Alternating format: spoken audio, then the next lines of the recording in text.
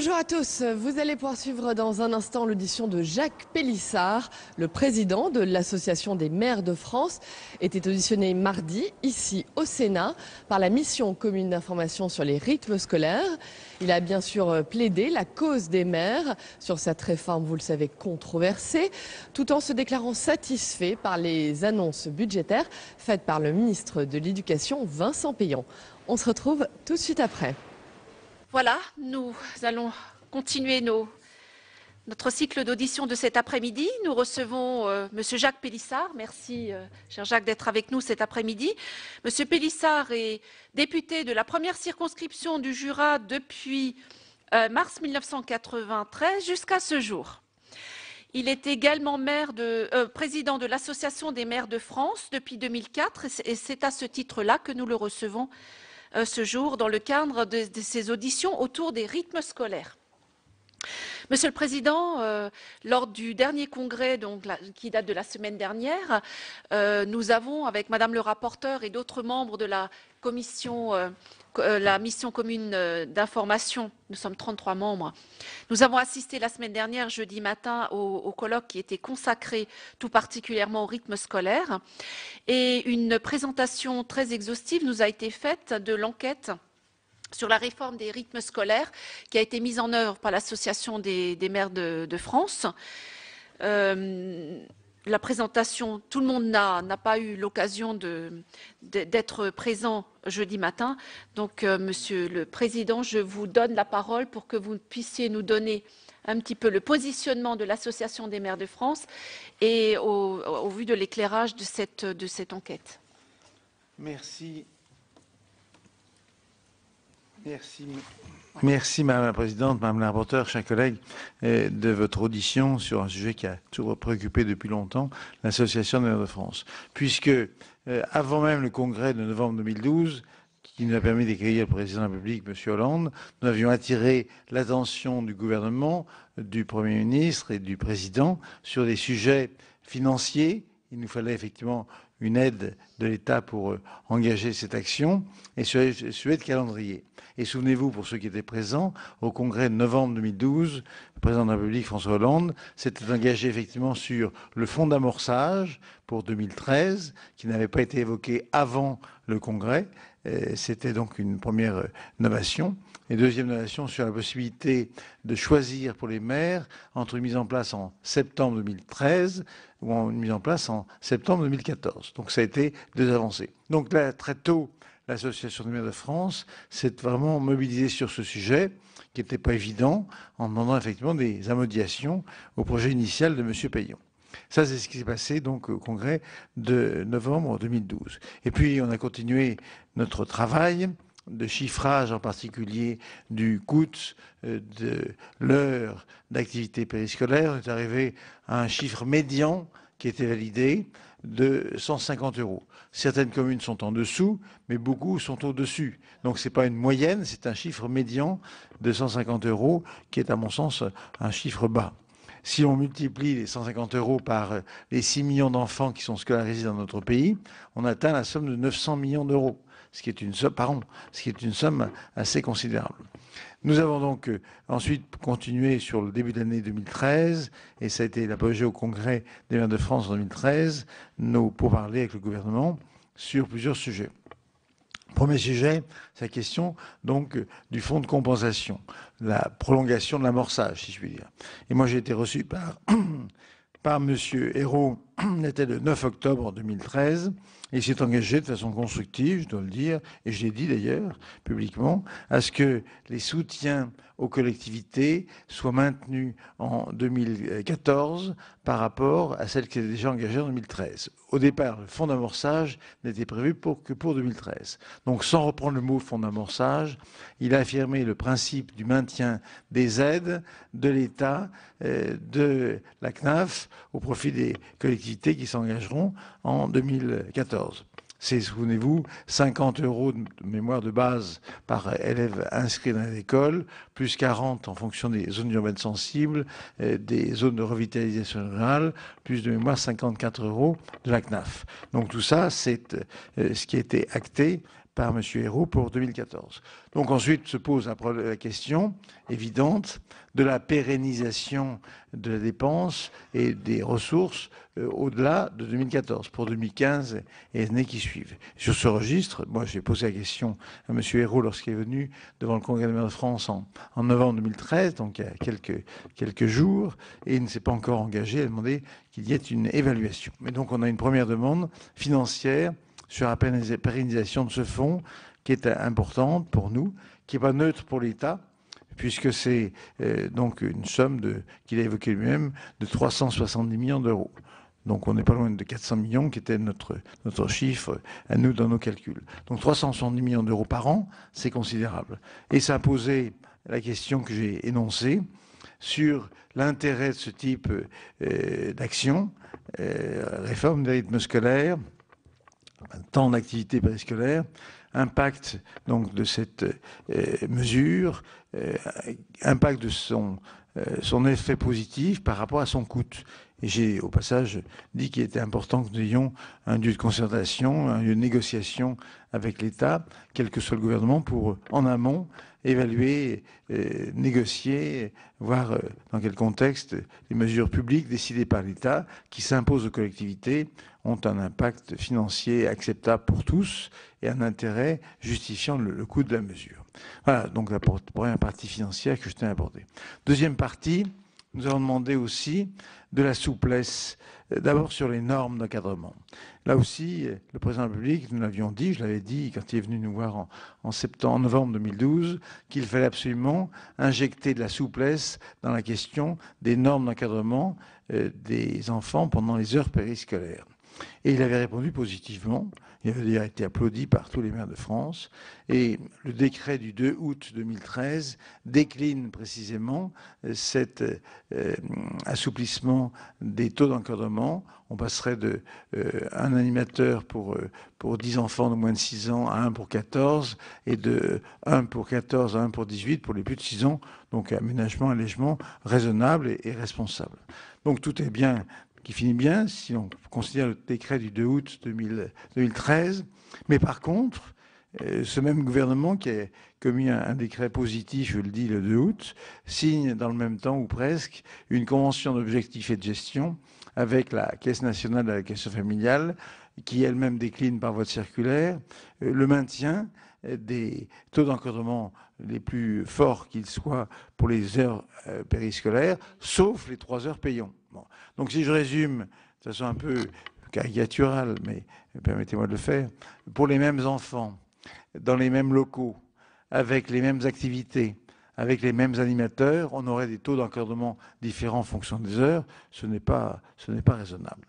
Donc nous demandons effectivement, et des discussions sont en cours actuellement, puisque le Premier ministre a mis en place un groupe de travail commun entre l'État, le ministère de la Jeunesse et des Sports, la famille, la CNAF et l'Association de la France pour trouver les possibilités de respecter le décret du 2 août 2013 et donc d'alléger les taux d'encadrement. Donc c'est une souplesse qui nous paraît importante en termes de coûts, puisque si nous arrivons à alléger toutes les heures périscolaires, non pas seulement les 3 heures payons, mais l'ensemble des heures, on a sorti une édition allégée qui permettra de rentrer, j'espère, ou presque dans la fourchette des 100 à 150 euros que nous avions chiffrés. Deuxième donc demande, plus de souplesse.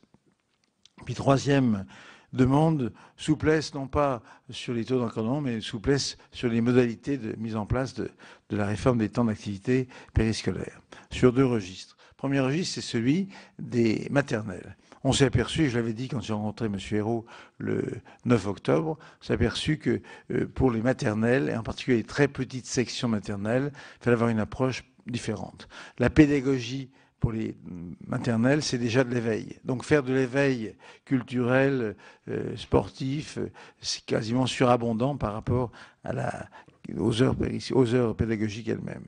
Donc je crois que sur les heures, sur les temps d'activité périscolaire des maternelles, il faudra à mon sens faire un effort réel. Puis deuxième souplesse que nous demandons, c'est au niveau du calendrier.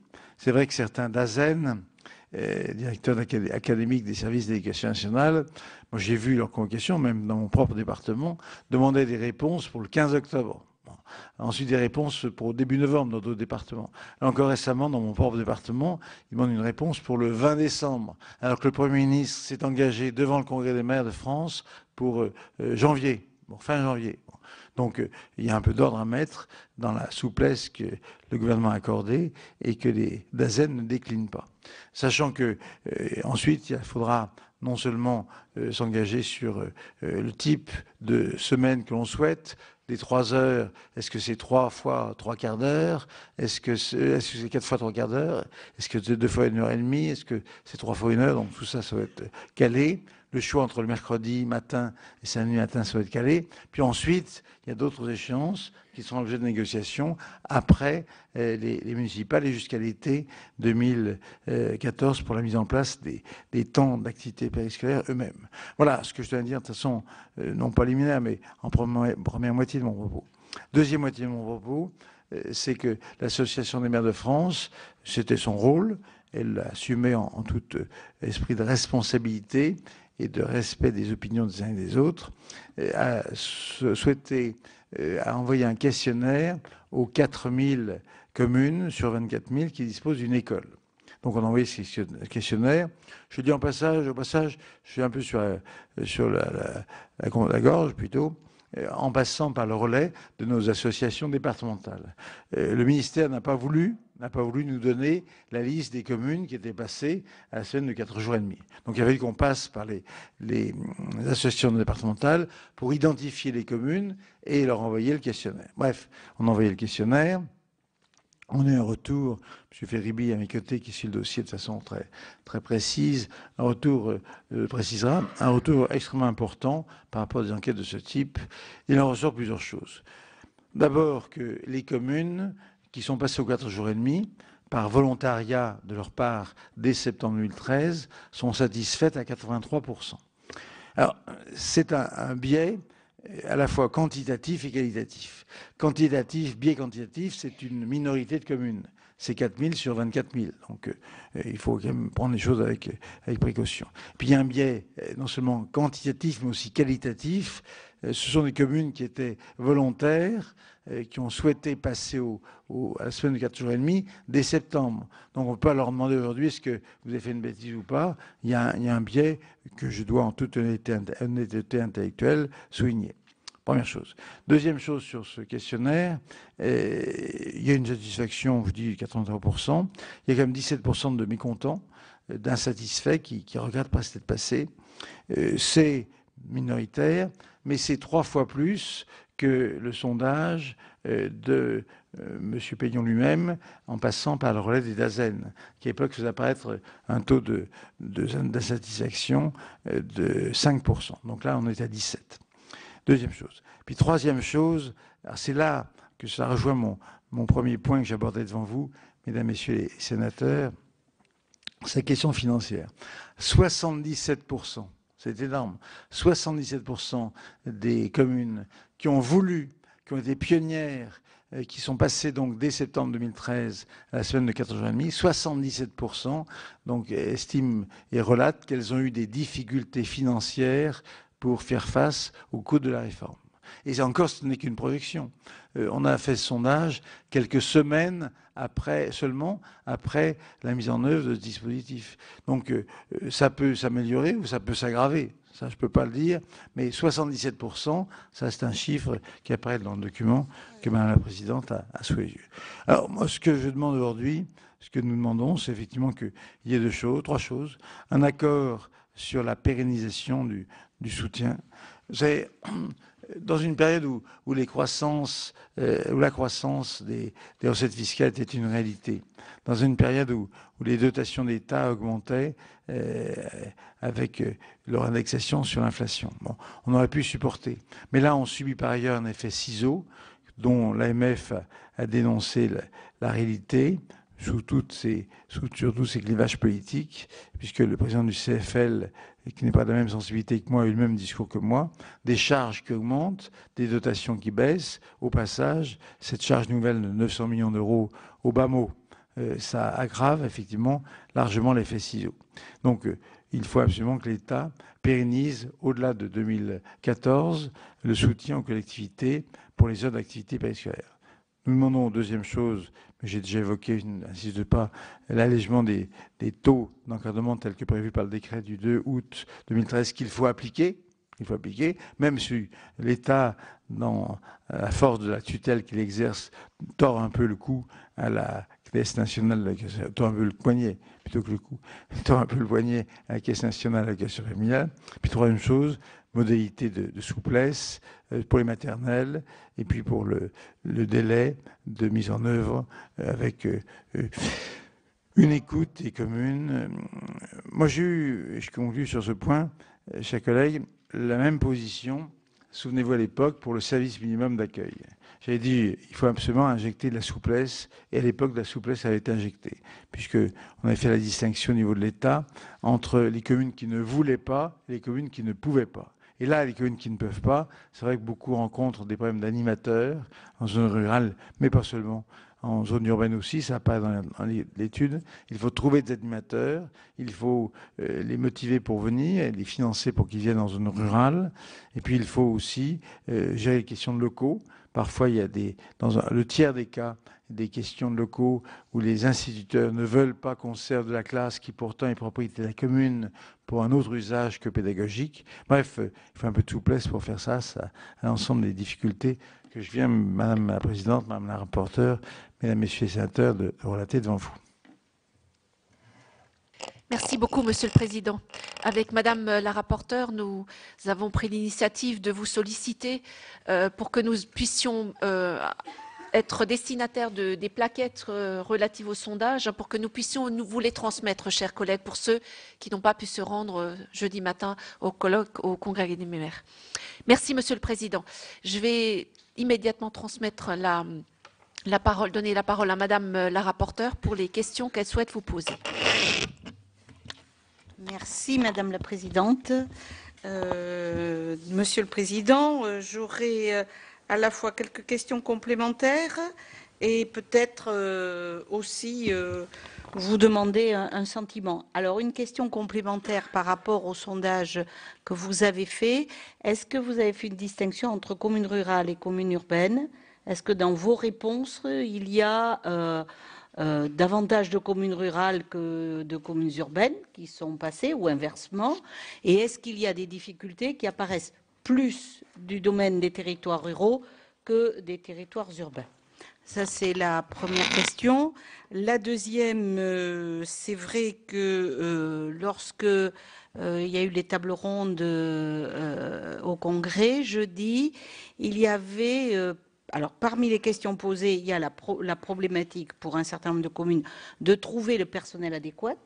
Et donc, un élu avait témoigné dans le cadre d'une mutualisation d'une expérience de groupement d'employeurs. Est-ce que vous pouvez nous en dire plus et est-ce que cela peut être une réponse justement à ces difficultés pour les communes ? Et puis, il y a aussi, donc vous avez parlé de l'assouplissement des taux d'encadrement. Alors, c'est vrai que dans le décret du ministre, et je crois sans doute sous la pression de la CNAF, c'était une expérimentation pour 3 ans.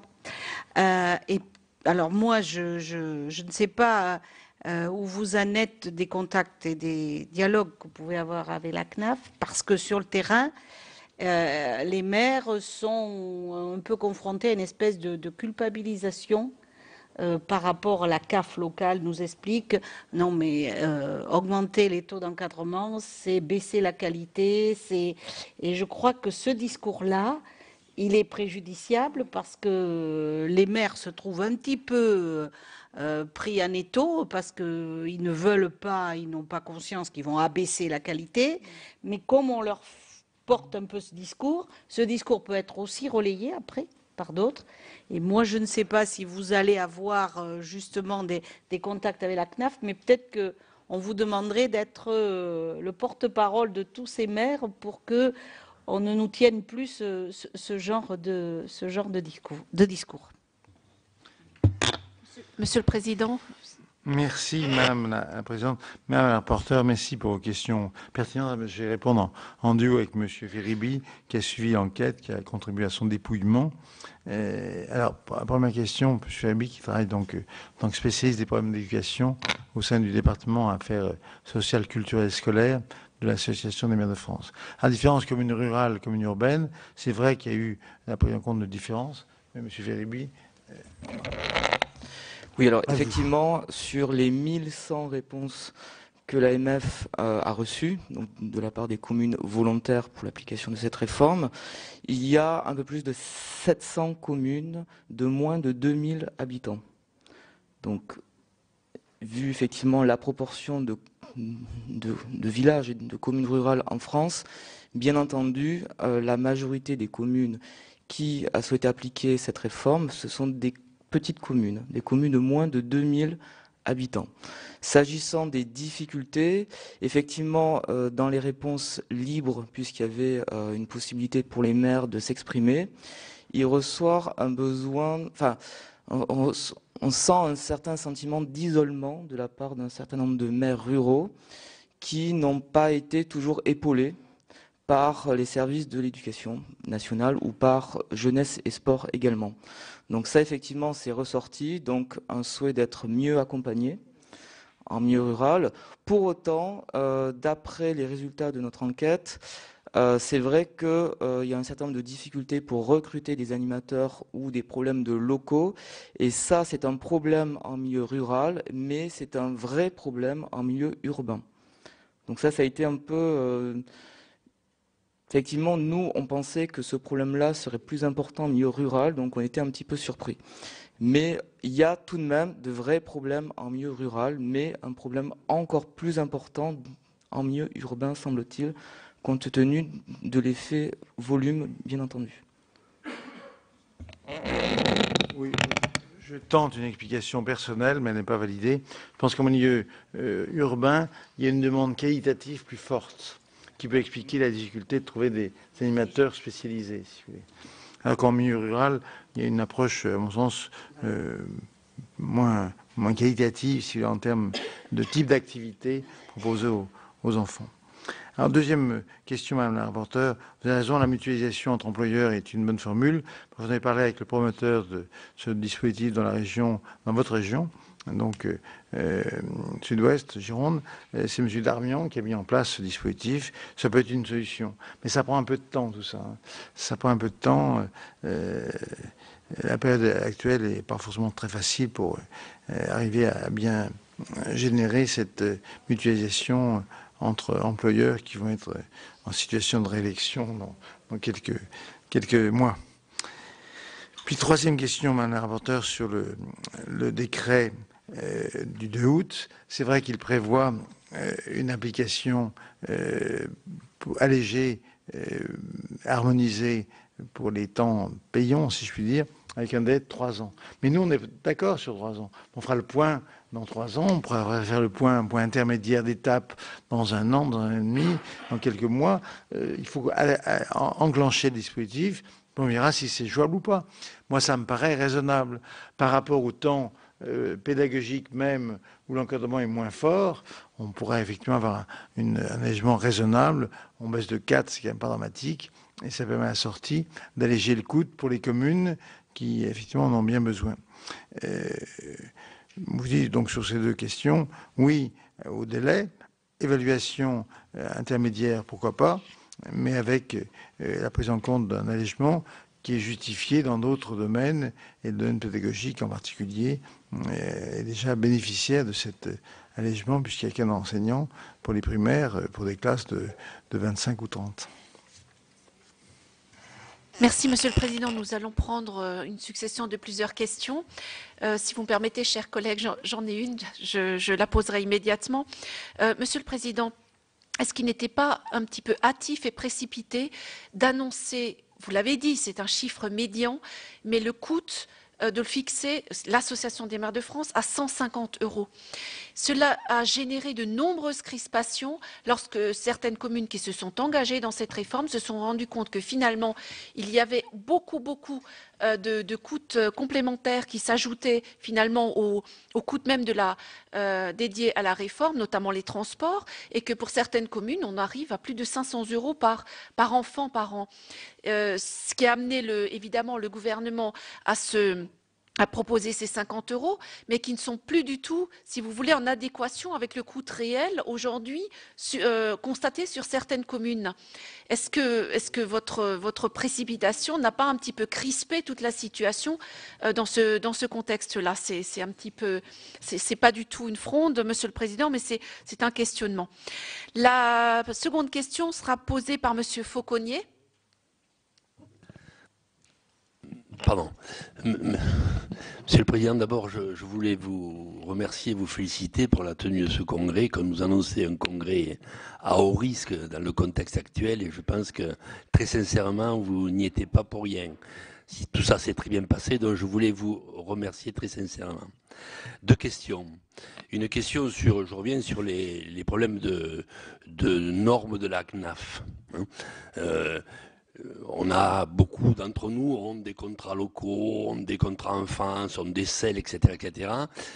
Si vous pouviez, dans les rencontres que vous auriez à l'avenir, demander qu'on mette un peu de l'ordre dans tout ça, de façon à ce qu'il y ait une cohérence. En fait, je sais que c'est une demande à l'association, mais maintenant il y a urgence parce qu'on est en train de renégocier tous ces contrats. Il y a de fortes craintes pour les maires en particulier qu'à cette occasion-là, on déplace les financements, on bidouille un petit peu les choses, et je crois que ça serait préjudiciable pour nos collectivités. Alors si vous pouvez intervenir en ce sens, ça me semble être une bonne chose. Deuxième question, sur les financements. On entend ici ou là, mais je sais que ça, ils en ont quelquefois discuté dans les associations de maires au niveau des départements, sur la façon de financer la réforme. Est-ce que ce ne serait pas plus judicieux, en particulier pour les petites communes, de faire deux systèmes? Un système qui serait un système qui lisserait le seuil d'effectifs, c'est-à-dire un système de dotation par site, et un système par élève. Parce que le système par élève, sur les petites communes ou les petites classes, c'est des systèmes qui sont très pénalisants, parce que quand vous avez 10-12 élèves, ça existe. Il y a beaucoup aujourd'hui d'écoles encore qui ont 10-15 élèves. À 90 € par élève, je veux dire, vous avez vite fait le tour de la situation. Donc l'idée d'avoir mettons un site, on met, mettons, 1500 €, j'en sais rien, pour le site, et puis après, une décote plus forte par élève, ça me semblerait plus juste. Les choses sont bien sûr différentes dans les établissements, dans les grandes villes, voilà. Tout ça pour dire quand même, j'ai fait partie de ceux qui ont répondu à votre demande, puisque j'ai mis en place les rimes scolaires, et je partage les inquiétudes, c'est vrai, mais d'une façon générale, ce que je veux vous dire, c'est que les parents, les enfants sont très, très, très heureux. Voilà. Merci, chers collègues. Monsieur Cadran. Oui, merci, Madame la Présidente, Monsieur le Président. C'est vrai que je n'ai pas fait, moi, le même choix que mon collègue Fauconnier de la mise en place dès 2013, mais je peux constater, je peux confirmer aussi ces propos, c'est-à-dire qu'à travers la réflexion que l'on a mise en place avec les parents, les enseignants, et par site de proximité, puisque j'administre une commune de 14 000 habitants et 1400 élèves sur 6 écoles. Cette discussion se fait école par école, parents, enseignants et personnels communaux. Donc ça aussi, c'est très important dans la négociation, dans les discussions. Je confirme que personne ne remet en cause le motif de la réforme. Et je crois que dans l'enquête que vous avez faite, il n'y a pas de remise en cause du principe de la réforme. Ce qui pose question et ce qui nous interroge, effectivement, et j'ai bien entendu qu'il y avait une sorte de sentiment d'isolement de la part d'un certain nombre d'élus. Alors, quelles seraient les préconisations en face que fait l'AMF en matière d'accompagnement également, vous l'avez souligné. Et puis, quand on parle de coûts, Madame la Présidente vous a interpellé tout à l'heure sur le chiffre de 150 €. Tout dépend ce que l'on met dans le coût, ce que l'on considère comme étant le coût. Moi, j'étais en train de regarder pour ma collectivité, 150 €. je pense qu'on est bien d'accord, c'est la somme médiane hors restauration scolaire qu'on pourrait proposer aux enfants le mercredi. Donc, effectivement, 150 €, moi j'ai fait le calcul, j'arrive à 140 €. Donc, vous voyez, mais par contre, si j'ajoute la restauration scolaire, le mercredi midi, pour les enfants qui vont en centre de loisirs, par exemple, là, ça peut créer un appel d'air pour les enfants, ce qui est très bien pour nos centres de loisirs. Ça peut être générateur d'emploi aussi, hein, mais ça peut avoir un coût supérieur parce qu'effectivement, on perd quelque part, la collectivité assume quelque part une somme supplémentaire sur les repas. Et pour rejoindre la réflexion de M. Fauconnier, il y a en milieu rural beaucoup de communes qui ont ce qu'on appelle des rapprochements pédagogiques, avec effectivement des effectifs légers, avec une notion de coût de transport. Est-ce qu'il n'y aurait pas une réflexion à avoir au niveau des intercommunalités? Alors sans parler, bien évidemment, de transfert de compétences ou autre, mais avoir une réflexion pour notamment le recrutement, par exemple, des encadrants, des animateurs. Et cela en ayant toujours en tête le rôle de la CAF, des CAF locales, qui, selon les départements, agissent différemment, ce qui pose un souci, et avec quelquefois le sentiment que les élus sont un peu les subordonnés des CAF, quoi. Alors, contrairement à eux, je rappellerai que nous sommes élus et qu'on n'a pas tout à fait le même patron, entre guillemets. Voilà. Merci beaucoup. Madame Gillot, s'il vous plaît. Oui, Madame la Présidente, j'ai une question cette fois-ci. Monsieur le Président, vous évoquez à plusieurs reprises votre engagement à obtenir la baisse des taux d'encadrement des activités périscolaires, de toutes les activités périscolaires. Mais avez-vous évalué les conséquences en matière de conduite de ces activités périscolaires, justement, qui sont plus souples, plus détendues, moins strictes en termes de discipline, quoi. Les enfants sont en activité, ils ne sont pas assis à une table à écouter en apprentissage. Donc là, il y a quand même quelque chose qu'il faudrait apprécier. Et ne craignez-vous pas les conséquences en termes de responsabilité de la conduite de ces activités périscolaires et en termes d'attractivité du métier d'animateur, qui peuvent craindre qu'il s'agirait d'un recul sur les conditions d'exercice qu'ils avaient obtenues au fil des années et de reconnaissance de leur pratique professionnelle? Merci beaucoup. Et enfin, la dernière question, Madame Sophie Primas. Merci Madame la Présidente, Monsieur le Président. Merci pour votre exposé. Moi, je voudrais savoir si au sein de l'AMF, vous avez travaillé sur un second sujet qui tient à cœur au ministre de l'Éducation, mais qui tient aussi au cœur des maires de ce pays, qui est l'école numérique. Car un nombre d'entre nous, l'école numérique, puisqu'un certain nombre d'entre nous avaient commencé à travailler sur l'école numérique, qui représente un investissement extrêmement important et volontariste de la part des municipalités. Cette école numérique présente également des avantages qui peuvent répondre aux inconvénients des anciens rythmes scolaires sur lesquels nous nous accordons tous. Or, aujourd'hui, devant les contraintes budgétaires, nous ne pourrons pas avoir fromage et dessert. Nous allons devoir regarder les rythmes scolaires et faire attendre le numérique. Et c'est bien dommage, parce que nous ne pourrons pas faire les deux par le fameux effet de ciseau que vous prononcez. Donc je me demande s'il n'y a pas là, dans la souplesse et dans la flexibilité, moi je suis très favorable au numérique et à l'école numérique. Nous avons des exemples, en particulier un exemple pionnier dans les Yvelines, dans la Marie d'Elancourt, qui est vraiment quelque chose d'assez extraordinaire en termes de résultats et en termes d'attention des enfants. Je peux vous dire que j'y suis encore allée la semaine dernière, voir les enfants à 4h moins le quart de l'après-midi, sas comme des images, en visioconférence, en train de répondre en anglais à un prof qui est basé en Angleterre, c'est quelque chose d'assez extraordinaire à voir. Bon, donc il y a là probablement peut-être une combinatoire des deux systèmes à faire qu'il faudrait envisager d'un point de vue également financier, parce qu'encore une fois, on ne pourra pas faire fromage et dessert. Bien, mes chers collègues, merci de vos questions. Donc, Monsieur le Président. Merci, Madame la Présidente. Alors, tout d'abord, sur la question des financements, une question que vous avez posée, que Monsieur le Sénateur Nico Darmor a également posée. Coût du financement. On était effectivement sur un prix moyen de 150 €. Mais 150 €, c'était hors restauration scolaire, hors transport, hors locaux, hors chauffage. C'est la prestation, si je puis dire, d'animation en hors de tout autre coût. C'est peut-être un chiffre inférieur. Monsieur Feribi, vous donnez le chiffre précis qu'on a eu. On monte jusqu'à 250 ou 300 €. Alors en fait, il ne s'agit pas, c'est bien un montant médian, ce n'est pas une moyenne. En fait, on a effectivement une commune sur deux ayant répondu qui chiffre donc le coût inférieur ou égal à 150 € et une commune sur deux au-dessus de ce montant.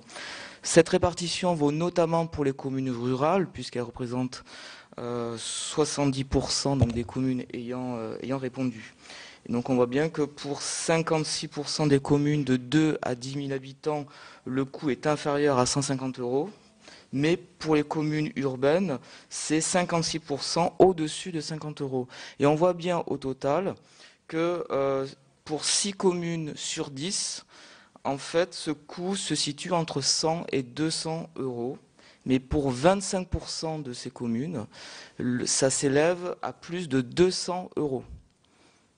Donc il ne s'agit pas d'une moyenne, mais bien d'un niveau médian. Si je puis me permettre, Monsieur le Président, c'est vrai que vous avez clairement énoncé le fait que vous n'avez pas pris en considération notamment les transports. D'ailleurs, nous allons entendre l'association les départements de France, parce qu'il semblerait que dans certains départements, les conseils généraux se sont désengagés sur la prise en charge sur le mercredi matin des transports scolaires pour les primaires. Donc ça, c'est un coût supplémentaire qui va grever de façon fondamentale les budgets des petites communes notamment. Alors, sur la question posée par M. le sénateur Laveyron, M. Fauconnier, je suis bien d'accord pour qu'on harmonise les dispositifs. C'est vrai qu'il faut harmoniser, il faut arrêter d'empiler les systèmes qui sont coûteux, qui ne sont pas forcément cohérents les uns avec les autres. Moi, je l'ai dit à mon propre DAZEN, je dis qu'il faut absolument que les heures pédagogiques soient des heures assumées par l'éducation nationale, qu'on cesse d'intervenir pendant le temps pédagogique, ce qui est le cas. On intervient actuellement, nous, pendant le temps pédagogique, dans ma ville, et qu'on bascule tout ce qui est donc heures d'activité périscolaire en dehors du temps pédagogique. Donc, je crois que sur ce registre-là, il faut qu'on ait cette harmonisation des dispositifs. Peut-être, Monsieur Feribi, pouvez-vous compléter mon propos? Effectivement, sur les normes d'encadrement, il ne s'agit pas d'une obligation, c'est une ouverture possible pour les communes. On voit bien d'après l'enquête que, d'après les communes ayant répondu, 6 communes sur 10 appliqueraient ces normes allégées. Donc ça semble répondre à un besoin d'un certain nombre de communes. Maintenant, un certain nombre de communes ne souhaitent pas appliquer ces taux allégés. Ça, effectivement, nous le savons. Mais il s'agit d'une ouverture. Donc la commune a le choix de mettre en place ou pas les activités sur la base de ces taux allégés ou non.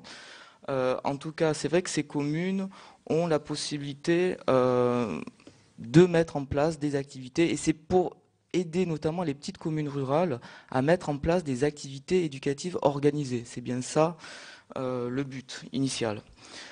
Voilà ce que je voulais...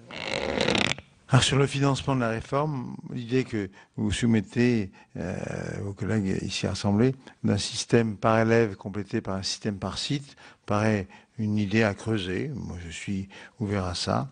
Il y a déjà un dispositif différent pour les 50 et 40 €, donc 90 € par élève inscrit, et puis l'aide de la CNAF par élève présent. Donc on peut effectivement avoir une approche différenciée en fonction de la taille de la commune. Alors, sur Monsieur le sénateur des Côtes-d'Armor, oui, je crois que la discussion école par école doit être ouverte, si ce n'est qu'il faut ensuite une harmonie sur un bassin de vie. Bon, parce que sinon, on s'en sort plus. Nous, à la limite commune, on n'est pas trop pénalisés, mais le conseil général qui assume les transports scolaires serait dans une situation infernale. Pour Madame la sénatrice, sur les animateurs et surtout l'encadrement. Moi, je pense qu'il faut laisser au maire le soin de décider de son taux d'encadrement. Mais il faut qu'il y ait au moins la possibilité d'utiliser les taux allégés. Il y a des communes où il peut y avoir parfaitement un taux allégé, harmonisé sur l'ensemble du temps d'activité périscolaire, mais des communes où il faut peut-être plus de soutien, plus de présence d'animateurs. Les publics sont différents. On s'en rend tous compte à l'Assemblée nationale. Chaque année, moi je le fais depuis quelques années, on va dans une classe qui désigne son député junior. On s'aperçoit que c'est pas la même ambiance en fonction des classes. Il y a des classes rurales qui sont très calmes. Dans les quartiers, il y a des quartiers calmes, puis il y en a qui sont moins. Donc on peut effectivement ajuster, mais laissons aux maires le soin d'ajuster. Et puis dernière question de Mme la sénatrice Prima. Moi je pense que c'est une bonne idée. Moi, j'ai vu au téléphone Jean-Michel Forgousse qui m'a expliqué ce qu'il faisait en matière d'école numérique. Je crois que c'est, à mon sens, une dimension possible dans le cadre d'activités périscolaires. Mais c'est le choix du maire, avec l'aval donc du DAZEN, dans le cadre du projet éducatif territorial, qui a une dimension numérique. Moi, personnellement, ça ne me choque pas. Ça peut être donc un apprentissage numérique. Pourquoi pas de langue? On pourrait bien avoir un apprentissage un peu ludique de langue, pas forcément l'apprentissage donc dur, comme on a peut-être connu dans notre enfance, un apprentissage ludique des langues avec des lecteurs étrangers. Ça peut être, à mon sens, une ouverture et sur le numérique et sur les langues parfaitement compatible avec le dispositif périscolaire. Se pose la question du coût. Et là aussi, il faut qu'on ait au moins les 400 millions d'euros, les 370 millions affichés par M. Hérault pour nous permettre de faire face pour partie. Dernière chose, parce que je suis très franchement honnête, j'espère jusqu'au bout, il y a certaines communes, c'est le cas de la mienne par exemple, où nous avions déjà des activités périscolaires qui existaient. Donc on va les recycler, si je puis dire, dans le cadre des heures payantes. Donc ce n'est pas un surcoût à ce moment-là. Et ça rentre dans l'estimation des 150 € de surcoût par rapport à ce qui existait. Ça vient aussi en diminution du montant global de l'addition. Monsieur Ferribi. Je voulais juste ajouter, donc sur les normes effectivement allégées, un certain nombre de communes nous ont fait comprendre qu'elles souhaitaient appliquer des taux allégés, mais pas forcément pour toutes les activités. Puisque ça, c'est vraiment important, c'est en fonction des activités.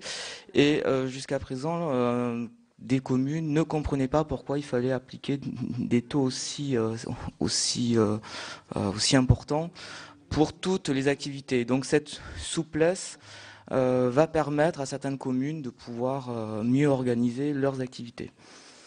Par rapport à la CNAF, effectivement, la demande de l'AMF, c'est effectivement de permettre un allègement des normes sur l'ensemble des heures périscolaires dès le mois de janvier, et qu'il y ait ensuite une évaluation, effectivement, notamment pour le budget de la CNAF. La CNAF donc là nous sommes en pleine négociation avec le Conseil du Premier ministre et les ministères de l'Éducation nationale, Jeunesse et Sport et la CNAF. CNAF qui est plutôt aujourd'hui en retrait dans la mesure où elle estime qu'il y aurait un risque à ce que certaines communes, finalement, qui ont aujourd'hui un système de surveillance, puissent passer à un système de centre de loisirs, donc avec des activités encadrées, puisque certaines communes ont déjà des taux d'encadrement assez similaires à des taux d'encadrement allégés, donc assez proches, et pourraient être incitées effectivement à entrer dans ce nouveau dispositif.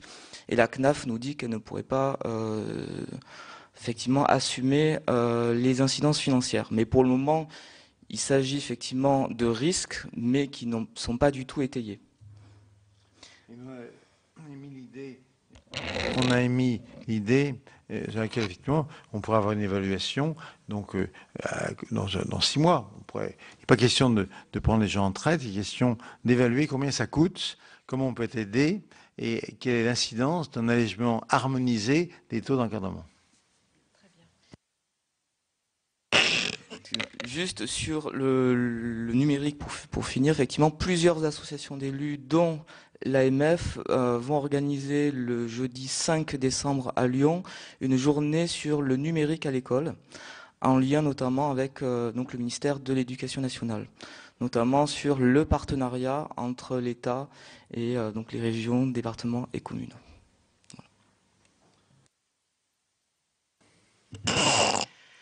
Merci beaucoup, merci de ces explications, de ces éclairages. On se rend compte qu'il y a effectivement encore beaucoup d'incertitudes qui n'ont pas de réponse aujourd'hui, qui exigent des évaluations. Je ne suis pas certaine que l'ensemble de ces évaluations puissent aboutir à des propositions supportables pour l'entrée en vigueur de ces rythmes scolaires en 2014. En tout cas, notre mission va s'approprier ce sujet-là pour effectivement apporter des réponses autant que possible aux élus locaux. Merci beaucoup, Monsieur Pélissard, de nous avoir consacré votre temps ce soir. Merci, Madame la Présidente, Madame la rapporteure, merci, chers collègues. Voilà, vous avez pu suivre l'audition de Jacques Pélissard devant la mission commune d'information sur les rythmes scolaires. Vous retrouverez dans un instant Delphine Girard pour 24 heures Sénat.